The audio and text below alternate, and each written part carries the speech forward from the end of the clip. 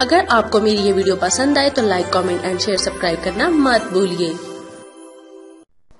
دولت عثمانیہ کو جس طرح کے حالات کا سامنا کرنا پڑا، ان سے اس کی قوت اور یورپ پر اس کے حملوں پر خاصا اثر پڑا۔ اب عثمانی مجبور تھے کہ امن کی کسی بھی کوشش کو ناکام نہ ہونے دیں، خواہ اس کے لیے انہیں کتنی ہی قیمت چکانی پڑے۔ جو ملک جنگ رکوانے کے لیے ثالثی کا کردار ادا کر رہے تھے، ان حالات کی وجہ سے انہیں آسانی ہوئی اور روس اور دولت عثمانیہ کے مابین مذاکرات کے بعد یاش کے شہر میں امن معاہدہ ہوا۔ معاہدے کی اہم دفعات: جنگی قیدیوں کا تبادلہ، ان لوگوں کو اپنے علاقوں میں واپس آنے کی اجازت دینا جو سیاسی اور بحران کی وجہ سے نقل مکانی کر چکے ہیں یا انہیں اپنی مرضی سے رہنے کی اجازت دینا۔ دولت عثمانیہ کا آزوف کی بندرگاہ کرم کے علاقوں، جزیرہ تمان، کویان، بسارابیا کے علاقوں، دریائے بجد اور دریائے وینستر کے درمیان واقع صوبوں سے روس کے حق میں دستبردار ہونا۔ دریائے وینستر کو دونوں ملکوں کے درمیان سرحد قرار دیا گیا۔ روس یہ درج ذیل علاقے دولت عثمانیہ کے حوالے کرے گا: بغداد، اکرمان، کیلی اور اسماعیل، لیکن اس کے عوض دولت عثمانیہ کو بغداد کی رعایا کو ٹیکسز معاف کرنا ہوں گے اور روس اسے کسی قسم کا جنگلی تاوان ادا نہیں کرے گا۔ باب اعلیٰ اس بات کا پابند ہوگا کہ وہ اپنی رعایا کو تفلیس اور کتالونیہ کے روسی ریاستوں پر غارت گری سے روکے اور بحر متوسط میں روسی جہازوں سے تعرض کرنے سے باز رکھے۔ اگر دولت عثمانیہ کی طرف سے اس کے بعد بھی کوئی نقصان ہوگا، روس کے اس نقصان کو عثمانی پورا کریں گے۔ اس معاہدے کی بدولت روس اور دولت عثمانیہ کے درمیان جنگ جاری رک گئی اور یورپی ملکوں کے اہداف پورے ہو گئے۔ ان کا اہم ترین ہدف ایک ایسے عرصے میں جنگ کو روکنا تھا جس میں یورپ کے لوگ نپولین کے خوف سے لرزبردار تھے اور انہیں اندیشہ تھا کہ اس کے بڑھتے ہوئے قدم پورے یورپ کو تہ بالا کر کے رکھ دیں گے، اور اس طرح دولت عثمانیہ کی آرزوئیں خائب و خاسر رہی۔ اس کے ساتھ ساتھ اس کے زیر نگی بہت سارے علاقے بھی اس کے ہاتھ سے جاتے رہے، حتیٰ کہ بحر اسود پر روسی جھنڈا لہرانے لگا اور عثمانی بندرگاہیں مثلاً آزوف، اودیسا اور سیفا ستبول روسی بحریہ کا مراکز قرار پائی۔ تمام بڑے دریاؤں مثلاً دانوب، بج، دینستر اور بروت کے دہانوں پر روس کا قبضہ ہو گیا اور یوں جہاز رانی کی تحریک پر روسی قوم کا تسلط یقینی ہو گیا۔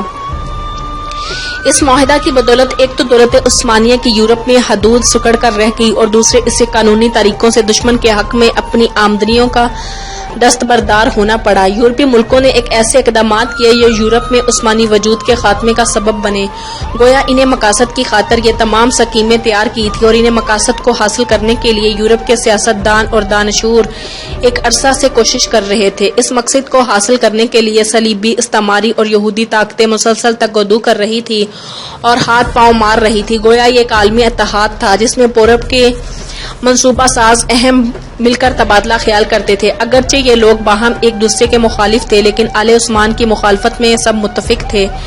ان میں سے ہر شخص ان کو ڈسنے، ختم کرنے اور ہڑپ کر جانے کے لیے طرح طرح کے ہیلے بہانے کر رہا تھا۔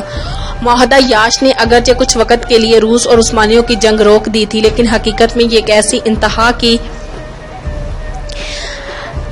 ابتدا تھی جو پہلے سے کہیں زیادہ افسوسناک تھی۔ داخلی اصلاح اور اس سلسلے میں رکاوٹ: جنگ کے خاتمے کے بعد سلیم ثالث داخلی اصلاح کی طرف متوجہ ہوا۔ انکشاریہ سے خلاصی حاصل کرنے کے لیے آرمی کی تنظیم نو کی ابتدا کی، کیونکہ انکشاریہ ہر فتنہ کا سبب بن رہے تھے۔ سلطان نے فوجی امور کی تشکیل میں یورپی اصولوں کی پاسداری کی جو روز بروز ترقی میں تھے، جہاز سازی، اسلحہ اور خاص طور پر توپ سازی کی طرف توجہ دی اور اس اصلاح میں فرانسیسی طریقوں کو اپنایا اور اپنے دور میں مغربی فوجی تعلیم کی ابتدا کی۔ سلطان کے ان اصطلاحی اقدام اور جدید فوجی نظام کو دیکھ کر انکشاریہ کے اندر غم و غصہ کی لہر دوڑ گئی۔ عوام نے بھی جدید نظام کی مخالفت میں ان کا ساتھ دیا، باوجود اس کے کہ فوجی اور عوامی دباؤ کے تحت سلطان نے اصلاحات کے بارے ان تمام احکامات واپس لے لیے۔ پھر بھی خلیفہ کی معزولی پر لوگوں نے ایکا کر لیا اور بالآخر انہیں حکومت سے الگ کر دیا گیا۔ ان کے بعد ان کے چچا زاد بھائی مصطفیٰ رابع تخت نشین ہوا اور چونکہ انہیں لوگوں سے اسے منصب تک پہنچایا تھا، اس لیے وہ اپنے مقرر کردہ لوگوں کے ہاتھ میں کٹ پتلی بن کر رہ گیا۔ اس نے تخت نشین ہوتے ہی سلطان فرامین جاری کر دیے اور جدید نظام کو کالعدم کر دیا۔ تمام سکول اور اصلاحی ادارے فوراً بند ہو گئے، لیکن اس کے باوجود بھی ان کے دور میں مشکلات کم نہ ہوئی اور بالآخر ان کی حکومت کا تختہ الٹ دیا گیا۔ مصر میں فرانسیسی صلیبی اور دولت عثمانیہ کی جنگ 1213 ہجری بمطابق 1798 عیسوی دولت عثمانیہ کے ان خطات پر دشمنوں نے بغلیں بجائی اور فرانس نے اس کی کمزوری سے فائدہ اٹھاتے ہوئے اپنے مشہور سپہ سالار نپولین بوناپارٹ کی قیادت میں ایک جنگی مہم روانہ کی، جسے اس دور میں خاصی شہرت حاصل ہوئی۔ یہ حملہ در حقیقت فرانس میں جاری بغاوت کا راستہ روکنے کی ایک کوشش تھی اور اس کے باغیانہ افکار کے اثرات کا نتیجہ تھا۔ بوناپارٹ نے اس حملے میں فرانسیسی علماء کی ایک بہت بڑی جماعت کو بھی اپنے ساتھ لیا ہوا تھا۔ اس حملہ میں یہ تعداد معمول کی نسبت سے دگنی تھی، کیونکہ اس کے ساتھ اس حملہ کے دوران 122 علم موجود تھے۔ یہ علماء فرانس کے اس کردار سے متاثر تھے جو اس نے کیتھولک سے کلیسا کی اصلاح کے سلسلے میں ادا کیا اور 16ویں صدی کی ابتدا سے شروع ہونے والی اصلاحی تحریک پروٹیسٹنٹ کے مخالف تھے۔ یہ لوگ جب مشرق آئے تو روسو، فولیٹر اور مارک جیسے فرانسیسی انقلاب کے اہم ترین مفکرین کے افکار کو بھی ساتھ لائے۔ یہ تمام علماء یہودی ماسونی مجالس کے ساتھ تعلق کی وجہ سے خاصے مشہور تھے اور انہیں لوگوں نے جدت، بھائی چارہ اور مساوات جیسے نعرے بلند کیے تھے۔ یہ ایسے افکار و نظریات تھے جو عام طور پر مسیحی دین اور مذہبی افکار کے مخالف تصور کیے جاتے تھے۔ لہذا تاریخ نگاہوں کو اس بات کا قبول کرنا کہ اس حملے کا مقصد صرف مشرق میں برطانیہ کے مفادات پر ضرب لگانا تھا ہماری سادگی ہوگی۔ اگر اس حملے کا مقصد برطانوی مفادات پر ضرب لگانا ہی ہوتا تو علماء کی اتنی بڑی تعداد کو اپنے ساتھ لے جانے کا کیا مقصد تھا؟ حقیقت یہ ہے کہ فرانس مشرق میں فرانسیسی شہنشاہیت کا قیام چاہتا تھا کہ وہ اس طرح اس علاقے میں سرمایہ دار طبقہ کی خواہشات کو پورا کر سکے جو آہستہ آہستہ انقلاب کے بعد حکومت میں گھستا چلا آ رہا تھا، اور دوسری طرف کلیسا کو خوش کر سکے جو اگرچہ فرانس میں جدیدیت سے بری طرح مات کھا چکا تھا، لیکن ابھی تک فرانس کے لوگوں پر اس کے کافی حد تک اثرات باقی تھے۔ اس کے ساتھ ساتھ فرانس چاہتا تھا کہ فرانسیسی اثر و نفوذ کو یقینی بنایا جا سکے۔ اس طرح ہم دیکھتے ہیں کہ مصر پر فرانس کے حملے کے کئی مقاصد تھے۔ یہ اقتصادی بھی تھے، سیاسی اور استعماری بھی اور دینی بھی۔ یہ زیادہ مناسب الفاظ میں یہ حملہ بیک وقت عسکری اور فکری تھا۔ اس لیے نپولین اس حملہ میں علماء کی ایک بہت بڑی تعداد کو اپنے ساتھ لایا تھا۔ فرانس کے صلیبی حملے کی جڑیں۔ اس میں کوئی شک نہیں کہ فرانس کے یہ سامراجی علماء مصری مسلمانوں کی نفسیات اور حالات سے پوری طرح ان لوگوں نے سیاسی، اقتصادی، فکری اور عسکری پہلوؤں سے اس قوم کا بڑی دقت نظری سے جائزہ لیا اور اس کے بارے تفصیلی معلومات حاصل کی۔ اس سے پتہ چلتا ہے کہ مجالس کا بیج بویا جنہوں نے بعد میں محمد علی پاشا سے مضبوط تعلقات پیدا کیے۔ یہ حملہ اچانک نہیں کیا گیا تھا بلکہ اس سے قبل اس کا پوری دقت نظری سے مطالبہ کیا گیا، حتیٰ کہ مشہور ماہر آثار قدیمی کا لتھوگرافی کے بارے تحقیق ہوئی اور بعض انکشافات سامنے لائے گئے۔ قدیم مصریوں کی زبان ہیروغلیفیہ سے آگاہی حاصل کی گئی اور اس کے ذریعے ماضی کی تاریخ کا کھوج لگایا گیا۔ اگر یہ سب کچھ اچانک ہوا، حالانکہ اس سلسلے میں مزید تحقیق کی ضرورت ہے، تو بھی اس کے بعد کے بہت ساری کوششیں ایسی ہیں جن کے بارے ہم وثوق سے کہہ سکتے ہیں وہ سب ایک خاص منصوبے کے تحت ہوئی اور اس بارے دقت نظر سے مطالعہ کیا گیا۔ جیسے فرعونی لغت کو سمجھنے اور اس کو استعمال کرنے کی کوشش ایک ایسا امر ہے جس کا مطالعہ پوری توجہ سے ہوا اور اس کے پیچھے ایک اہم مقصد کار فرما تھا۔ الغرض نپولین کا یہ حملہ محض ایک عسکری مہم جوئی نہیں تھی بلکہ اس کی نوعیت ہما گیر تھی اور مسلمانوں کو اسلام سے برگشتہ کر کے اس قوم کو زمانہ جاہلیت کی طرف واپس لانا تھا۔ مسلمان مورخ عبدالرحمن جبرتی جو اس حملے کے لیے وقت موجود تھے، ناصریہ میں فرانس کے قائم کردہ ایک علمی ادارے کے بارے بات کرتے ہوئے انہیں امور کی طرف اشارہ کرتے ہیں۔ وہ لکھتے ہیں، جب کوئی مسلمان کشادگی کی غرض سے ان کے پاس جاتا ہے تو وہ اسے اپنی اہم جگہوں پر بھی جانے نہیں روکتے۔ یہ لوگ آنے والے کو بڑی بشاشت سے مسکرا کر ملتے ہیں اور اس کی آمد پر خوشی کا اظہار کرتے ہیں، خصوصاً جب وہ دیکھتے ہیں کہ آنے والا شخص قابلیت کا حامل ہے اور معلومات رکھتا ہے یا علوم و معارف میں گہری بصیرت رکھتا ہے یا مختلف اقالیم، قصص اور ان کی تصاویر، ان کی کرامات اور معجزات اور قدیم امتوں کے حالات سے کچھ واقفیت رکھتا ہے تو وہ بہت خوش ہوتے ہیں اور ان کا خندہ پیشانی سے استقبال کرتے ہیں۔ مسلمانوں کی قوت کا راز۔ فرانس اور عموماً مغرب کے تمام لوگ جانتے تھے کہ مسلمانوں کی قوت کا راز دو اہم چیزوں میں پنہاں ہے، ایک یہ کہ مسلمان اپنے دین سے مضبوط تعلق پیدا کر لیں اور دوسری یہ کہ وہ ایک ایسی حکومت کے جھنڈے تلے جمع ہو جائے جو قابل اطاعت ہونے کے ساتھ ساتھ اس قدر طاقتور ہو کہ کوئی اس کی طرف آنکھ اٹھا کر بھی نہ دیکھ سکے۔ فرانسیسی حملہ کی قیادت ان دنوں امور سے پوری طرح واقف تھی۔ یہی وجہ تھی کہ نپولین اور بعض دوسرے فرانسیسیوں نے بظاہر اسلام قبول کر لیا۔ اسلامی تعلیمات کے احترام کے بارے بات کی، مسلمان عورتوں سے شادی کی تاکہ وہ اس طرح مسلمانوں کے قریب آ سکیں اور اس ملک میں ثابت قدمی سے قیام کر سکیں۔ انہوں نے واضح الفاظ میں اپنے اس دستور کا اعلان بھی کیا۔ جب نپولین نے مصر کے لوگوں کے سامنے تقریر کی تو اس نے کہا، ان حملہ آوروں نے مسلمان علماء شیوخ کے دلوں سے دین کو نکالنے کی کوشش کی تاکہ وہ یہاں مغربی تہذیب کو رواج دے سکے۔ دوسری کوشش انہوں نے یہ کی کہ مسلمانوں کی وحدت کو پارا پارا کر دیا جائے، اور اس مقصد کے لیے انہوں نے مصر کے مسیحیوں پر مشتمل ایک مسلح طاقت تیار کی جس کی قیادت یعقوب نامی نصرانی نے کی۔ اس کا مقصد علماء کی قیادت میں چلنے والی تحریک کے خلاف فرانسیسیوں کی مدد کرنا اور خلافت عثمانیہ کی فوجوں کا مقابلہ کرنا تھا۔ مصری اتحاد کا پارا پارا ہونا۔ فرانسیسیوں نے مسیحی قبطی عناصر کو مختلف ذرائع سے اس حملہ میں شریک کرنے کے سلسلے میں کامیابی حاصل کی۔ بعض مسیحی مصنفین کا خیال ہے کہ وہ فائدہ جو مصر نے حملے کے 3 سالوں میں حاصل کیا وہ اس فائدہ سے کہیں زیادہ ہے جو اس نے عثمانی دور کے طویل ترین عرصہ میں کیا۔ ان میں سے بعض ایجنٹوں نے عثمانیوں کے خلاف فرانسیسیوں کو امداد دینے میں استاد یعقوب کے کردار کو بہت سراہا ہے اور کہا ہے کہ یہ ایک ایسا کارنامہ ہے جس کی وجہ سے یعقوب کی سونے کی ایک مورتی بنا کر قاہرہ کے بڑے بڑے میدانوں میں نصب کی جانی چاہیے، اور اس پر لکھا ہونا چاہیے کہ یہ وہ پہلا شخص ہے جس نے عصر جدید میں مصر کے اندر سب سے پہلے آزادی اور خود مختاری کے لیے آواز بلند کی۔ نصرانیوں کا یہ موقف مسلم اکثریت کی خواہشات کے اتنے ہی مخالف تھا جتنا ان مفکرین کا جو اس مہم میں نپولین کے ساتھ آئے تھے۔ مصر کے مقامی نصرانی علل اعلان اپنے ملک سے غداری کر رہے تھے اور اسلامی وجود کی مخالفت میں پیش تھے، حتیٰ کہ وطنیت جس کا ڈھونگ رچا کر وہ فرانسیسیوں کی مدد کر رہے تھے انہیں اس کا بھی کوئی پاس لحاظ نہیں تھا۔ ایسے غداروں میں استاد یعقوب کا نام سر فہرست ہے جنہوں نے اپنے ملک سے غداری کی۔ یہ واقعہ اس دور کی ابتدا شمار ہوتا ہے جسے مصری تاریخ میں گروہی فتنے کا نام دیا جاتا ہے۔ غیر مسلم اقلیات جن کا تعلق نصرانیوں اور یونانیوں سے تھا نے فرانسیسی قبضے کی پوری معاونت کی۔ اس سلسلے میں پروفیسر ڈاکٹر عبدالعزیز شناوی لکھتے ہیں، بعض غیر مسلم گروہوں نے مصر میں فرانسیسی حملہ آوروں کے ساتھ بھرپور تعاون کیا، حتیٰ کہ انہوں نے ایسے لوگوں پر مشتمل ایک فوجی یونٹ قائم کی جن پر فوجی افسر مقرر ہوئے۔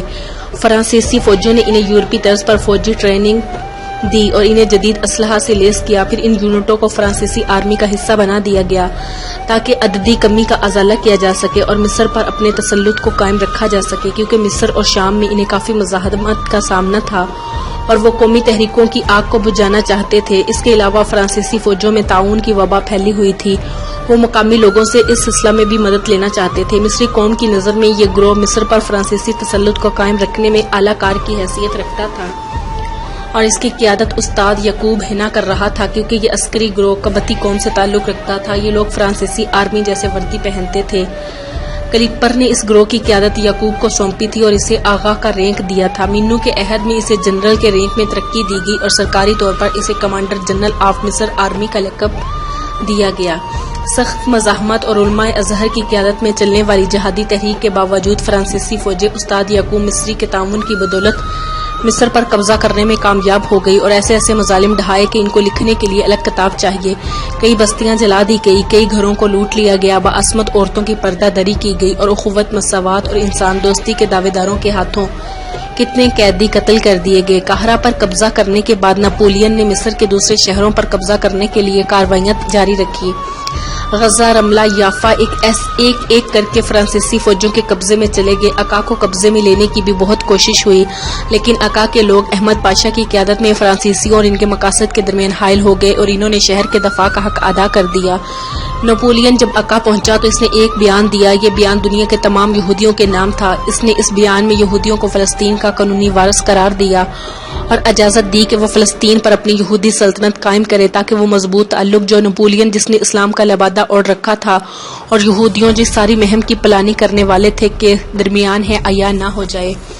سلطان سلیم ثالث فرانس کے خلاف اعلان جہاد کرتا ہے۔ تاریخ جدید میں دولت عثمانیہ کے عرب علاقوں میں سے ایک علاقے پر فرانس کا یہ حملہ اولین صلیبی حملہ شمار کیا جاتا ہے۔ 1213 ہجری بمطابق 1798 عیسوی میں سلطان سلیم ثالث نے فرانس کے ان صلیبی حملہ آوروں کے خلاف فوراً اعلان جہاد کر دیا۔ حجاز، شام اور شمالی افریقہ میں بسنے والے مسلمانوں نے ان کی اس دعوت پر لبیک کہا اور جوک در جوک مسلمان فرانسیسیوں سے جنگ کرنے کی غرض سے اپنے علاقوں سے نکل کھڑے ہوئے۔ حجاز مقدس سے محمد گیلانی کی قیادت میں مسلمانوں کا ایک انبوہ کثیر نکل پڑا۔ جبرتی شعبان 1213 ہجری بمطابق 8 جنوری یا 5 فروری 1799 ہجری کے واقعات میں لکھتا ہے، جب مصر پر فرانسیسیوں کے حملے کی اطلاع حجاز مقدس پہنچی اور انہیں پتہ چلا کہ فرانسیسی مصری علاقوں پر قابض ہو گئے ہیں تو اہل جہاز میں اضطراب پیدا ہوا۔ حرم پاک میں انہوں نے گڑ گڑا کر دعائیں مانگی۔ شیخ محمد گیلانی لوگوں کو وعظ تلقین کرنے لگے، انہیں جہاد کی دعوت دینے لگے اور انہیں حق اور دین کی مدد کی ترغیب دینے لگے۔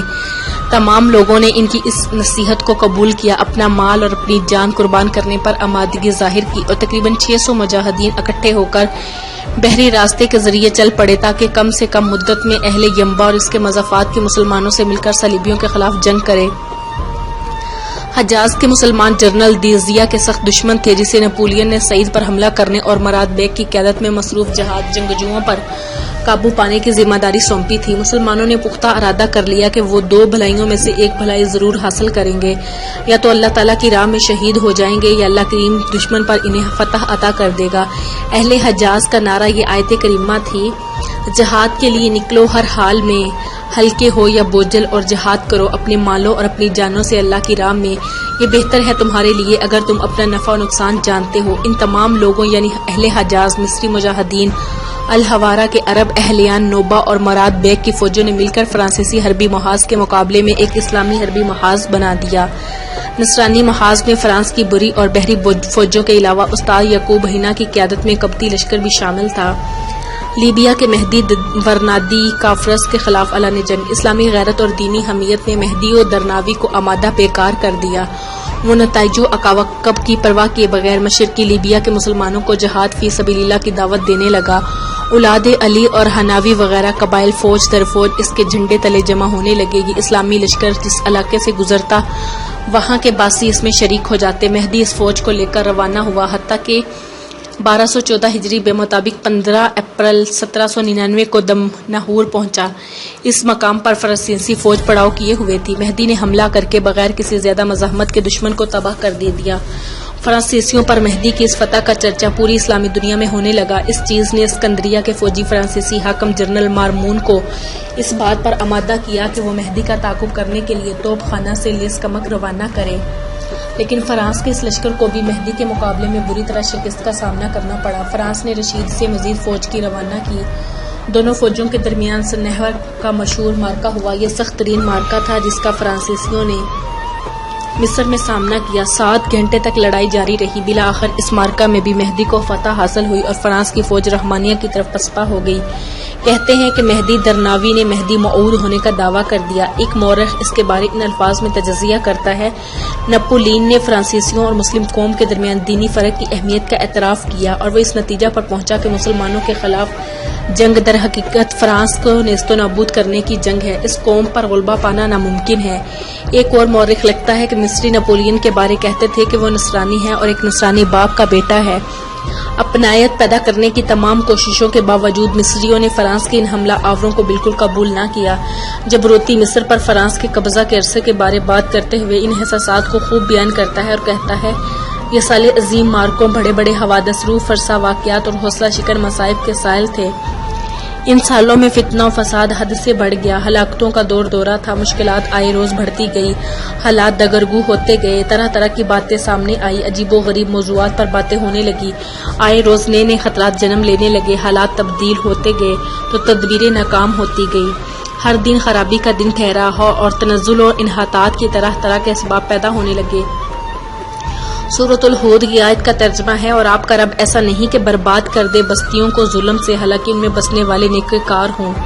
پروفیسر ڈاکٹر شناوی نے ان تمام حقائق کا ذکر کیا ہے جو مصر پر فرانسیسی حملہ سے تعلق رکھتے ہیں۔ مصری قوم جو علماء ازہر کی قیادت میں فرانسیسیوں سے برسر پیکار تھی، جانتی تھی کہ فرانس کا یہ حملہ ایک صلیبی حملہ ہے جس کا ٹارگٹ مصریوں کا دین اور خلافت اسلامیہ ہے۔ جس تحریک کو قاہرہ کی پہلی بغاوت اور دوسری بغاوت کا نام دیا جاتا ہے، در حقیقت ایک جہادی تحریک تھی جس کا ہدف مصر سے فرانس کے تسلط کو ختم کرنا اور مصر کو دوبارہ اسلامی عثمانی خلافت کے دائرے میں واپس لانا تھا۔ عثمانی اور مملوکی دونوں مسلمان تھے۔ مصر پر جب مملوکیوں کی حکومت تھی، اس وقت بھی یہاں مسلمان عثمانی سلطنت کے نام سے حکومت تھی۔ عرب اصولوں کے باعث عثمانی فرمانرواں کو مسلمانوں کا فرمانرواں ہی یقین کرتے تھے، بلکہ وہ اسے خلیفۃ المسلمین کا درجہ دیتے تھے۔ انگریز اور مصر میں ان کے مقاصد، برطانیہ مصر اور دوسرے علاقوں میں فرانسیسی مقاصد کو پوری طرح بھانپ چکا تھا۔ جب فرانسیسیوں نے پیش قدمی کی اور مصر پہنچے تو برطانیہ نے امیرال نیلسن کی قیادت میں اپنا بحری بیڑا روانہ کیا اور فرانسیسی محب کا تعاقب کرنے لگا۔ نیلسن فرانسیسی بحری بیڑے کے سر پر اچانک آن پہنچا، جبکہ وہ اسکندریہ میں فوجوں کو اتار کر بڑے آرام سے خلیج ابو قیر میں چوکڑی مارے بیٹھا تھا۔ برطانیہ بحریہ فرانسیسیہ بحریہ سے گتم گتھا ہوئی، حتیٰ کہ 1 اگست 1718 عیسوی کو فرانسیسی بحری بیڑا غرق و آب ہوا۔